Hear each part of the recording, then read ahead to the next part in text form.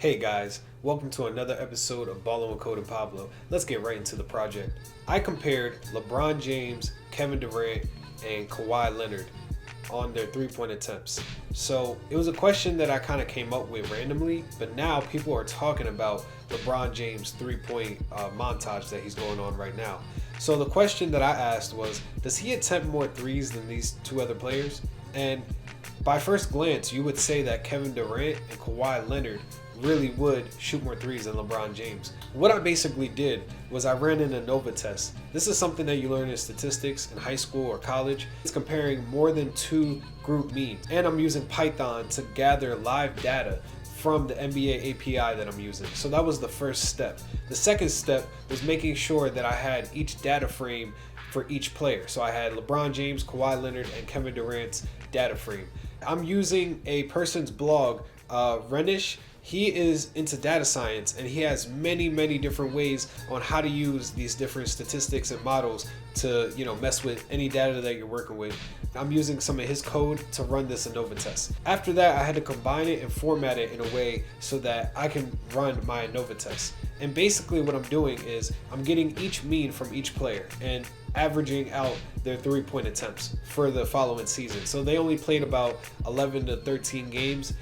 As of 120, I measured them based on 11 games, and then as of 121, I measured them based on 12 games. So now looking at the data, LeBron James averages more three-point attempts than both players. Now, is this really significant? Are they really that much different based on the short sample data that we have?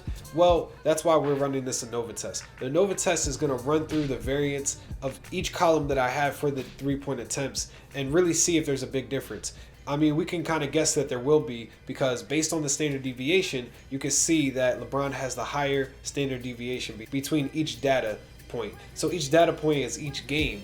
Between each game, is there a big difference in the mean and each game? Like, is there a big difference with the amount of threes that he's taken each game? And the spread is much bigger with LeBron James. So now we have the box plot. The box plot is really awesome because it's a visual way to look at the data in a better way than just looking at a chart. Looking at the ANOVA test, you can see that our alpha is less than 0.05. With that being said, that means that our means are significantly different. Looking at the descriptive statistics that we had before, you can already tell off the bat that LeBron was attempting more threes. In another video, I'm definitely going to compare their percentages and really see who's more efficient with the threes. I'm not really comparing them on efficiency. I'm just comparing them on the amount of attempts and seeing how different they are in this new season that we're in. As of 120, we'll look at LeBron James' data set. You can see that he's attempted 6 to 7 threes here and there, and even 9 at one point. Now, if we look at our league leaders, LeBron James is top 5. Based on this data frame of league leaders, you can see that LeBron James is shooting at 37.5%. That's pretty amazing.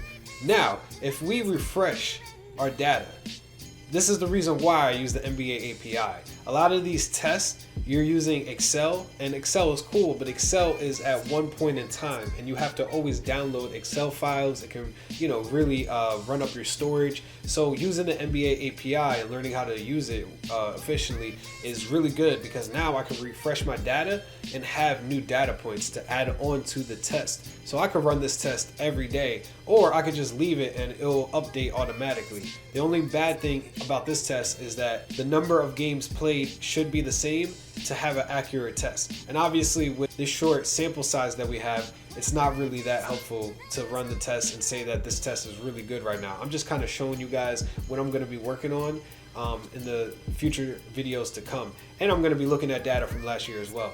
But anyway, if we refresh the data, you can see clearly that LeBron James is still averaging more three-point attempts on 12 games. If we look at the ANOVA test, you can still see that the means are significantly different because the alpha is still less than 0.05.